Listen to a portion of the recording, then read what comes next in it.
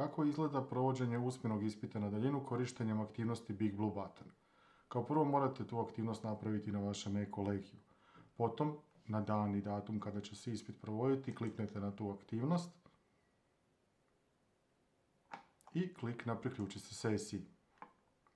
Sustav vas može pitati kako ćete se spojiti na sesiju mikrofonom.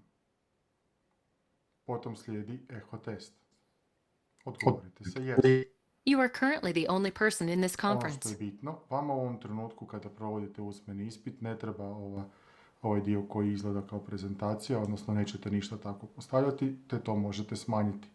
To sam napravio tako da sam gore desno kliknuo na Hide Presentation.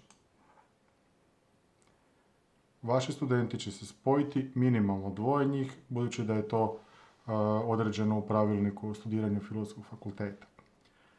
Studenti će se spojiti mikrofonom i isto tako korištenjem kamere. Vi ćete se isto spojiti korištenjem kamere, tako da kliknete na Share Webcam. Sustav vas pita koju, ako imate više web kamera, i vi ćete otvoriti onu koju je potrebno. Ako je sve u redu, barem s vaše strane, vi sada vidite sebe na prikazu vaše kamere, što znači da sada sve radi.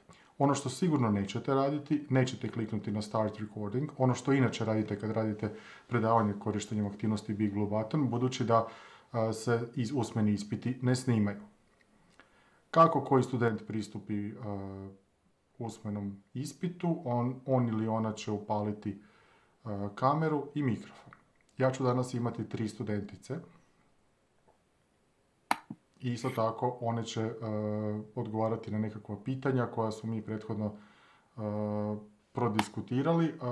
Ovo tu je vezano uz probu, pa onda ne očekujte da će biti prava simulacija ispita, ali tehnički to treba izgledati ovako. Dobar dan. Dobar dan.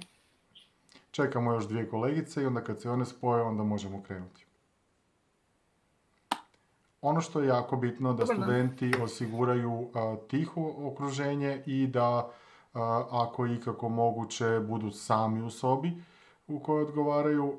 Korisno je i da to rade, odnosno da pristupaju korištenjem bilo stolnog ili prenosnog računala, ali može se napraviti i s mobitelom. Svi sudionici bi trebali imati uključene slušalice i mikrofone, tako da automatski ne preslušavaju se mikrofon i zvučnik na tim računalima i nema mikrofonije. Dobar dan, kolegice. I čekamo 4. kolegicu koja će se uskoro spojiti. Pričavam se na kašnjenje. Nema problema.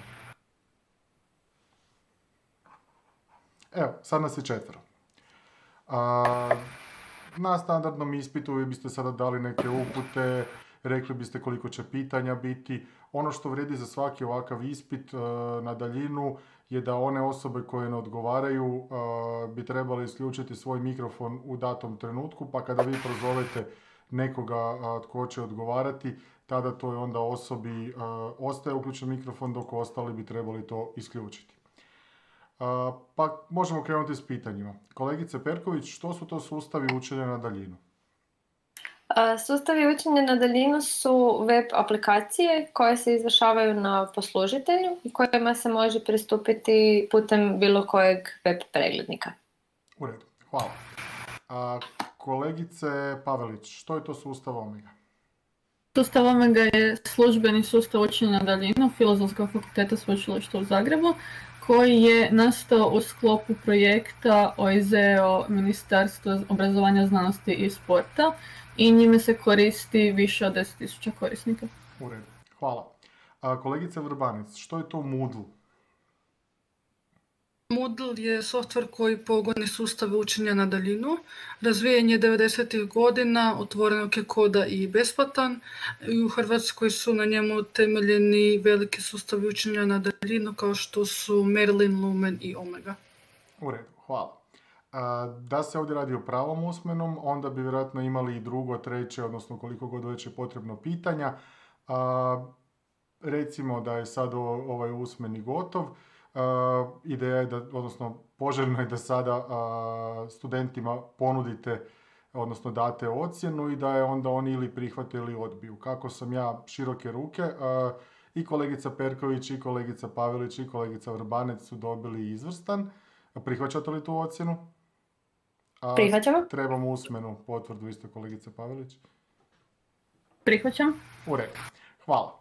I to je to. Sada trebate izaći iz ove sesije, kliknete gore desno na izbornik i na end meeting. Doviđenja.